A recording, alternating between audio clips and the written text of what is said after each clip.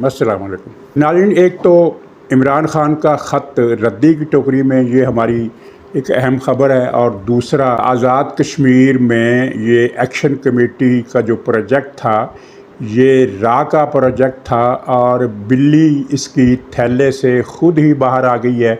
और तीसरा इसी से जुड़ा हुआ कि बिजली के बिलों में जो बाकी पाकिस्तान पर ख़ास तौर पर 3 सूबों पर जो क़यामत ढाई जाएगी उसका इजाला क्या होगा। और इसके साथ ही थोड़ा सा तबसरा 2 सत्रों का तबसरा शुरू में कर देते हैं। ये जो दुबई लीक्स आए हैं इनमें कोई जो सामने चीज़ें आई हैं उनमें कोई इंकशाफ की बात नहीं है। ज़रदारी के वहाँ जायदादें हैं और हसन नवाज़ की जायदादें हैं, मोहसिन नकवी की जायदादें हैं, तो ये कोई यानी इतनी अहम बात नहीं है। लेकिन अहम बात जो है वो ये है कि मुशर्रफ की जायदाद का ज़िक्र तो हो गया है जो अब आजहानी हो चुका है, लेकिन मुशर्रफ की कुछ 1.5 दर्जन बेवाओं की जायदादों का ज़िक्र छुपा लिया गया है क्योंकि वो सारी बेवाएँ अभी ज़िंदा हैं। मुशर्रफ दौर में जो लोग जनरल बने और जो मुशर्रफ दौर के फ़ौरन बाद उसी दौर के सीनियर अफसर जो फिर तरक्की करके जनरल बने और जिनका सिलसिला बाजवा के दौर तक जारी रहा, वो तमाम के तमाम करप्ट थे। ये पाकिस्तान की तारीख़ का एक हादसा है। उनमें से 1.5 दर्जन के करीब लोग बताए गए हैं कि वहाँ उनकी जायदादें हैं, उनके नाम रोक लिए गए हैं क्योंकि अगर वो नाम आ गए तो लोग पूछेंगे कि ये तो नौकरी से रिटायर हुए थे तो इन्होंने दुबई में अरबों की जायदादें कैसे बना ली। ज़रदारी ने अगर वहाँ जायदादें बनाई हैं तो ज़ाहिर है ज़रदारी रईस रहा है, ज़रदारी का पूरा कबीला रईस रहा है। इसका वालिद जो हाकिम अली ज़रदारी थे वो सिंध में पहले ही बहुत ज़्यादा जायदादों के मालिक थे। कराची में उनकी जायदादें, नवाब शाह में उनकी जायदादें, इसी तरह हसन नवाज़ ये भी 1970 के ज़माने से बल्कि अयूब खां के ज़माने से करोड़पति चले आ रहे हैं। इन्होंने तो जायदादें बना ली। दुबई में जायदाद बनाना गैर कानूनी नहीं है। गैर कानूनी ये बात है कि दौलत आपके पास कहाँ से आई। अच्छा, सिर्फ यही नहीं बल्कि मलक रियाज ग्रुप ऑफ एंकर पर्सन के कोई 15 के करीब एंकर पर्सन है जिनकी जायदादें दुबई में हैं। वो रिपोर्ट भी बवजूह छुपा ली गई है क्योंकि लोग फिर पूछेंगे कि भाई एक टीवी का एंकर जो है चाहे उसकी तनख्वाह 50 लाख है तब भी वो दुबई में अरबों रुपए की जायदादें कैसे बना सकता है। तो मीडिया मालकान की जायदादें भी छुपा ली गई हैं। ज़ाहिर है वो मीडिया मालकान के पास बेपनाह दौलत है, वो दुबई में दौलत बना सकते हैं, लेकिन वो पसंद नहीं करते कि उनका नाम दुबई की जायदादों में निकले, लिहाजा उनके नाम भी छुपा दिए गए हैं। तो ये जो दुबई लीक सामने आई है ये एक मजाकिया रिपोर्ट है जिसमें असल नाम छुपा लिए गए हैं और वो नाम दे दिए गए हैं जो पहले ही तख्ता मश्क है। तो खैर इसको छोड़ते हैं, अब आते हैं आज़ाद कश्मीर की तरफ। वहाँ अमन हो गया, मामला तय हो गए, बात ख़त्म हो गई, लोग घरों को चले गए। लेकिन ये सवाल छोड़ गए कि आज़ाद कश्मीर में अगर बिजली 3 रुपये यूनिट दी जा सकती है, जिसका मतलब आप समझते हैं क्या है। इसका मतलब ये है कि वहाँ जो एक घर को बिजली का बिल आएगा महाना वो उतना ही होगा जितने पैसे की आप गोल्ड लीफ की एक डब्बी ख़रीदते हैं ना, कि गोल्ड लीफ की एक पैकेट की जितनी कीमत है उतना उनको बिल आएगा। उनके पास पहले ही दुनिया की सबसे सस्ती बिजली थी। एक चीज़ तो खैर ये पैदा हो गई कि जनाब 25,000 का जुलूस किसी भी डिवीज़न, सूबे या ज़िले में निकल आए और वो घर को वापस जाने से इनकार कर दे तो क्या फिर वफाकी हुकूमत वहाँ भी बिजली की कीमत 3 रुपये यूनिट कर देगी। और फिर ये दलील अपनी जगह गैर मंतकी और नाकाबिल फ़हम है कि चूँकि बिजली आज़ाद कश्मीर में पैदा होती है लिहाजा वहाँ बिजली मुफ्त दी जाए। अगर ये बात दुरुस्त है तो बलूचिस्तान है वहाँ भी सुई गैस की फराहमी मुफ्त होनी चाहिए, यानी बलूचिस्तान की हद तक इसकी कोई कीमत नहीं होनी चाहिए क्योंकि ये कुदरती गैस बलूचिस्तान में पैदा होती है। और फिर चलिए वो तो बेस उन्होंने बनाई कि चूँकि आज़ाद कश्मीर में बिजली बनती है, हालांकि पाकिस्तान की 45% बिजली इस वक्त पंजाब में बन रही है, सिंध में बन रही है, इसके अलावा पख्तूनख्वा में बन रही है। तो आज़ाद कश्मीर का हिस्सा बहुत ही थोड़ा है, ठीक है, लेकिन चलिए इस लॉजिक को मान लेते हैं। तो फिर गंदम पंजाब में पैदा होती है तो पंजाब में गंदम भी 3 रुपये यूनिट का बाज़ार सामने रखकर जहाँ भी 20 रुपये मन गंदम ملنی چاہیے 20 روپے من۔ اگر یونٹ بجلی کا 3 روپے ہو سکتا ہے تو پنجاب میں اور سندھ میں جو پاکستان میں گندم پیدا کرنے والا علاقے ہیں، تو ان دونوں علاقوں میں گندم کی قیمت دونوں صوبوں کی حد تک 50 روپے یا 20 روپے من رکھی جا سکتی ہے۔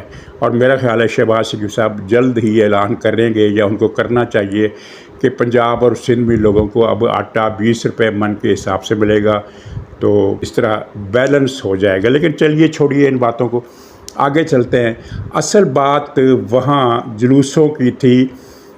کسی بھی موقع پر پورے آزاد کشمیر میں سارے جلسے جلوسوں کی تعداد ملا کر 25,000 سے نہیں رہی۔ پی ٹی آئی کا سوشل میڈیا خوشی سے اچھلتا رہا کہ آزاد کشمیر میں لاکھوں افراد کا جلوس میرپور میں داخل ہو گیا، مظفر آباد میں داخل ہو گیا، گوجرا میں پتہ نہیں کون کون سے شہروں کے وہ نام لیتے رہے کہ وہاں داخل ہو گئے۔ لاکھوں افراد کے جلوس، 25,000 سے ایک آدمی بھی ان جلوسوں میں زیادہ نہیں تھا۔ لیکن جو بات میں بتانے والا ہوں وہ یہ ہے کہ انٹیلیجنس رپورٹیں اکٹھی کر لی گئی ہیں، اور پتہ یہ چلا ہے کہ یہ جو پولیس والوں کو گولیاں مارنے، پولیس والوں کو پہاڑوں سے اٹھا اٹھا کر کھائیوں میں پھینکنے والے یہ جو لوگ تھے، یہ آزاد کشمیر سے ان کا تعلق کم تھا، یہ زیادہ تر آئے تھے گلگت سے۔ آزاد کشمیر میں یہ پی ٹی آئی کے لوگ تھے، گلگت سے انہوں نے مہمان بلائے۔ یہ ان مہمانوں کا تعلق اس پارٹی سے ہے جو نام نہاد 6 جماعتی اتحاد میں شامل ہے، اور جو گلگت کو بھارتی صوبہ بنانے کا ایجنڈا رکھتی ہے۔ کچھ اس کے لوگ تھے، کچھ ٹی ٹی وی کے لوگ تھے، کچھ پختونخوا سے آئے تھے پی ٹی آئی کے لوگ۔ انہوں نے وہاں غنڈہ گردی کا بازار گرم کیا، رینجرز کی گاڑیوں پر حملے کیے، ان کو نظر آتش کیا، فوج کو گندی گالیاں دی اور پاکستان کو گالیاں دی، کتا اور کتی اور کتوں کے الفاظ استعمال کیے، اور ہر وہ گالی اور بکواس کی جس کی توقع ایکشن کمیٹی کے آقا نریندر مودی اور امیت شاہ کر سکتے تھے یا کر رہے تھے۔ یہ شوکت میر نام کا آدمی کون ہے، اس کے بارے میں بھی تحقیقات کا دائرہ چل رہا ہے کہ اس کی یہ سرگرمیاں، اس کے ناطے رابطے کہاں سے ہیں، کیونکہ یہ کوئی چھوٹی بات نہیں ہے جو انہوں نے وہاں بیج بویا ہے، اور پاکستان سے علیحدگی کے نعرے لگائے ہیں، اور پاکستان مرد آباد کے نعرے لگائے ہیں، اور پھر یہ کہ ان کا میں آپ کو بتاؤں کہ یہ ڈرافٹ سین ہوا کیسے۔ ان کا ایجنڈا بہت آگے کا تھا۔ یہی وجہ ہے کہ جب حکومت نے کہا کہ ہم آپ کے مطالبات منظور کر لیتے ہیں تو آؤ مذاکرات کرو، تو یہ شوکت میر نے کہا کہ نہیں، ہم مذاکرات نہیں کریں گے، پہلے ہمارے مطالبات مانو پھر مذاکرات کریں گے۔ جب مطالبات مان لیے تو پھر تو مذاکرات کا ایشو ہی ختم ہو جاتا ہے۔ لیکن شہباز حکومت نے کمزوری دکھائی اور مطالبات ماننے کے بعد مطالبات کی منظوری کا نوٹیفیکیشن بھی کر دیا، جس کے بعد آٹومیٹکلی یہ جلوس جلسے ختم ہونے چاہیے تھے۔ لیکن ایکشن کمیٹی کا اعلان آیا کہ نہیں، مظاہرے جاری رہیں گے، اور مظفر آباد میں قوت کا آخری مظاہرہ کیا جائے گا، اب جلسے جلوس ختم نہیں ہوں گے۔ اسی بات سے پتہ چل گیا کہ ان کا ایجنڈا کیا تھا، اور ایجنڈا آگے کا تھا۔ لیکن ہوا یہ کہ پولیس تو ناکام ہو گئی۔ اس کے بعد رینجرز کے دستے آئے، اور ان کی فائرنگ سے ایک بلوائی موقع پر مارا گیا، دوسرا بلوائی جو تھا وہ زخمی ہوا اور وہ ہسپتال میں جا کر چل بسا۔ پی ٹی آئی نے اگرچہ یہ پورے پاکستان میں خبر پھیلا دی کہ 13 لاشیں تو موقع پر پڑی ہیں، جو کہ سفید جھوٹ تھا۔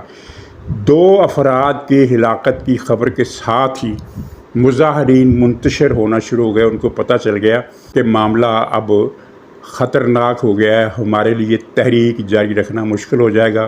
تو جناب وہ 25,000 کا جو مجمع تھا وہ صرف 4,000 کا رہ گیا، صرف 4,000 کا۔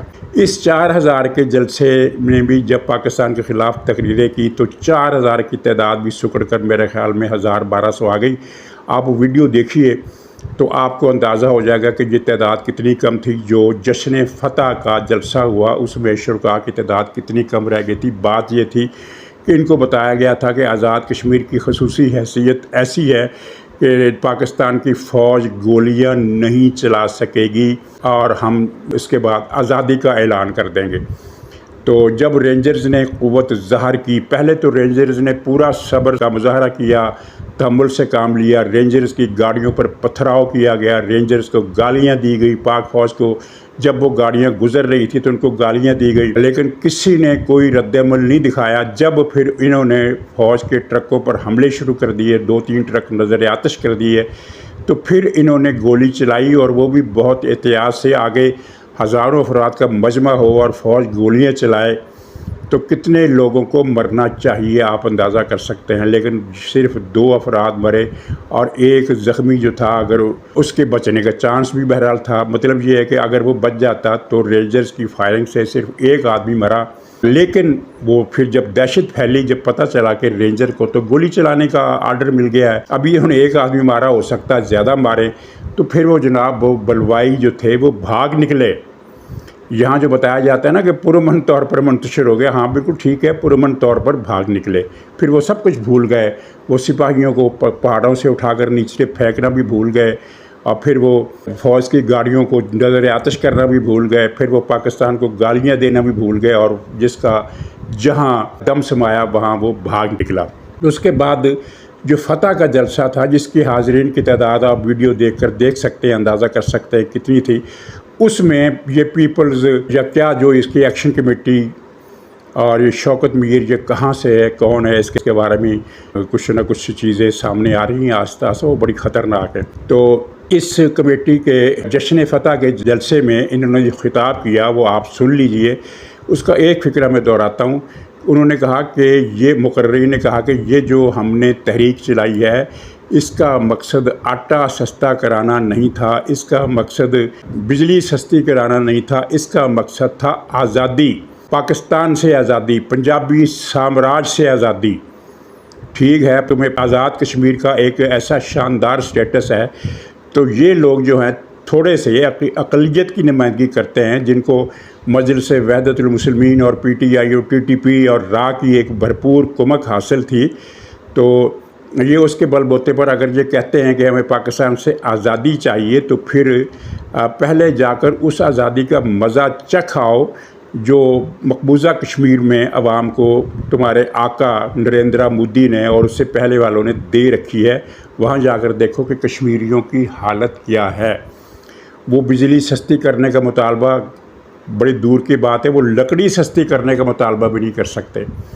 بہت سے کشمیریوں کے گھر میں بجلی نہیں ہے، کوئی گیس ویس نہیں ہے، کوئی ان کو پیٹرول کی اور تیل کی خریداری بھی ان کے لیے مشکل ہے، وہ جنگل سے لکڑیاں ڈھونڈ کر لاتے ہیں اور جلاتے ہیں۔ تو خیر یہ ایک لمبی کہانی ہے۔ تو یہ اب راہ کا پروجیکٹ جو تھا یہ ایک مرتبہ تو بہرحال یعنی وہ کھڈے لائن لگ گیا ہے، لیکن اب اداروں کا فرض ہے، حکومت کی میں بات نہیں کر رہا، اداروں سے توقع ہے اور یقینی حد تک توقع ہے کہ وہ اس شوکت میر جو ہے اس کے ویئر اباؤٹس کا پتہ چلائیں گے کہ اس کے کہاں کہاں تعلقات ہیں اور بارڈر پار کن سے ہدایات لیتا ہے، اور گلگت بلتستان میں اس کے رابطے کس کے ساتھ ہیں، افغانستان میں اس کے رابطے کس کے ساتھ ہیں، پختونخوا میں اس کے رابطے کس کے ساتھ ہیں، کس طرح اس نے دہشت گردوں کی مدد کی، اور کیا یہ رینجرز پر حملے شوکت میر کی مرضی کے بغیر ہو گئے۔ اب یہ کہانیاں بنا رہے ہیں یہ لوگ، نہیں وہ تو پتہ نہیں کہاں سے شرپسند آ گئے تھے، نہیں گئے تھے بھائی، آپ نے بلوائے تھے، ایک آپ کا اور ان کے درمیان ایک شیطانی معاہدہ ہوا تھا، اور ارادہ آپ کا پاکستان سے آزاد کشمیر کو علیحدہ کرنے کا تھا، لیکن آپ کے جو جاں باز تھے وہ رینجرز کی چند گولیاں چلتی ہوئی دیکھ کر وہ ہمت اپنی وہیں چھوڑ کر گھروں کو سدھار گئے۔ تو اچھا ناظرین، اب عمران خان کے خط یہ ابھی لکھا نہیں، ابھی لکھ رہے ہیں آرمی چیف کے نام۔ اچھا یہ آپ کے علم میں ہوگا کہ سیاست دانوں میں کہیں بھی کوئی ایسی روایت نہیں رہی ہے کہ وہ آرمی چیف کو خط لکھے، اور پھر وہ پارٹی جو قومی اسمبلی میں کہتی ہے کہ فوجی افسر جمہوری معاملات میں، ملکی معاملات میں، انتظامی معاملات میں مداخلت کرے گا، وہ آرٹیکل 6 کی خلاف ورزی کرے گا اور اسے پھانسی ہونی چاہیے، اور آرمی چیف کو خط لکھ کر یہ مداخلت کی دعوت دے رہے ہیں۔ اس کی کوئی روایت جمہوری ملکوں میں نہیں ملتی، پاکستان میں بھی صرف اس کی ایک مثال ملتی ہے، اور وہ تھی ایئر مارشل اصغر خان، جس نے پی این اے کی تحریک کے دوران اس وقت کے آرمی چیف جنرل ضیاء الحق کو خط لکھا تھا۔ اور دلچسپ بات ہے کہ وہ بھی امریکی ایجنٹ تھا، असर खान के बारे में सबको पता है कि वो CIA का एजेंट था, लेकिन उसमें और इमरान खान में एक फ़र्क है। वो CIA का एजेंट था, ये रा और मोसाद का एजेंट है। असर खान CIA का एजेंट था, लेकिन पाकिस्तान से भी मोहब्बत करता था, यानी उसकी एक स्ट्रेटजी थी कि उधर भी काम बनाए रखो और इधर भी, यानी CIA को वो अपने इक़्तिदार में आने का एक वसीला समझता था। और CIA नहीं, उसके शाह ईरान से भी रवाबत थे और शाह ईरान से इसकी मुलाकात भी हुई थी, और इस मुलाकात में उसने CIA की इमा पर इसको यकीन दिलाया था असर खान को कि अगले वज़ीर आज़म तुम होगे। था वो मुहिब वतन, लेकिन यानी वो गैर मुल्की कंधों पर सवार होकर पाकिस्तान का वज़ीर आज़म बनने वाला था। लेकिन फिर से और ने सोचा कि भाई ये क्यों वज़ीर आज़म बने, मैं क्यों ना बनूँ। उसने मार्शल लगा दिया और फिर असर खान की ये कोशिश नाकाम हो गई। तो असर खान के बाद, यानी ये 1977 का वाक़या है, इसको 23 साल वो लगा लें और 23 साल वो लगाएं, यानी तकरीबन निसफ सदी पहले की बात है। और निसफ सदी के बाद अब ये दूसरा गैर मुल्की एजेंट, जो 100% गैर मुल्की एजेंट है और पाकिस्तान का ख़ात्मा जिसके ईमान का हिस्सा है, वो दूसरा ख़त लिख रहा है। तो ख़त अभी पहुंचा नहीं, लेकिन ख़त पहुंचने से पहले ही रद्दी की टोकरी में डाल दिया गया है। इसका क्या मतलब है कि जो ख़त पहुंचा ही नहीं है कि वो रद्दी की टोकरी में डाल दिया गया है। तो भाई एक ज़राए के हवाले से, यानी वो जो ज़राए चलते हैं ना, ज़राए की वसातत से इमरान खान को ये पैगाम पहुंचा दिया गया था, कल रात ही पहुंचा दिया गया था कि तुमने अगर ख़त लिखा तो हम उसे नहीं पढ़ेंगे, हमारा उस ख़त को पढ़ने से कोई ताल्लुक़ वास्ता नहीं। और ये पैगाम किसी आला सतही शख्सियत ने नहीं पहुँचाया, निचली सतह के कुछ सिविलियन को ये पैगाम देकर रवाना कर दिया गया। और उन्होंने फिर PTI के लीडरों को ये बात बता दी कि वहाँ तो ये तय हुआ है कि ख़त वसूल नहीं किया जाएगा। और नाज़रीन इत्तफ़ाक़ देखिए कि मैंने कल के ब्लॉग में ये बात अंदाज़े से कर दी थी कि वो ख़त यानी जो वहाँ पहुँचेगा तो वो यूँ समझेगा कि उसकी रसीद ही नहीं दी गई, वो पहुँचा ही नहीं। और ये बात मैंने आरिफ उलवी के हवाले से भी कही थी कि गोया के कोई राब्ता हुआ ही नहीं। तो ये बात उसको पहुँचा दी गई है कि ख़त तुम्हारा नहीं पढ़ा जाएगा, यानी वो जिस जगह मौसूल होना है वहाँ मौसूल होने से पहले ही रद्दी की टोकरी में डाल दिया जाएगा। और ये बेहुदा आदमी जाहल, यानी ये शैतान तो है, ये पाकिस्तान का दुश्मन तो है, ये इसराइल का एजेंट तो है, ये भारत का एजेंट तो है, लेकिन दिमाग में इसके गोबर भरा हुआ है। और इसलिए मेरे ख्याल में अब कम से कम इसराइल की तरफ से इमरान खान के अंदर जो दिलचस्पी थी वो ख़त्म हो गई है कि उनको अंदाज़ा हो गया कि ये तो एक चवल आदमी है, उसने उल्टा इसराइल के ख़िलाफ़ नफ़रत पैदा कर दी और इसराइल के सारे प्लान दरम बरम कर दिए। वरना तो हालत ये थी कि जिस दिन इसने वज़ारत उज़्मा का हलफ़ उठाया, इसराइल में जश्न था। और उसी हफ्ते फिर खैर से इसराइल का आर्मी चीफ बज़ाते खुद चल कर हवाई जहाज़ लेकर पाकिस्तान पहुंचा और उसने कमर बिज्जू से भी मुलाकात की और इससे भी मुलाकात की। इतना वो बेकाबू हो गया था इसराइल फ़र्त मुशर्रफ से कि जिस पाकिस्तान का रुख उसका तैयारा करने का, उसका तैयारा जिस मुल्क का रुख करने का सोच भी नहीं सकता था, भागम भाग उस मुल्क में पहुंचा, उस मुल्क के दारुल हुकूमत के निवाही एयरपोर्ट पर पहुंचा और दो बड़े ओहदों पर बैठे हुए छोटे लोगों से मुलाकात की और इसराइल के अंदर होने वाले जश्न से उनको आगाह किया। तो नाज़रीन इजाज़त दीजिए, इंशाअल्लाह अगले प्रोग्राम में फिर मुलाकात होगी, तब तक के लिए खुदा हाफ़िज़।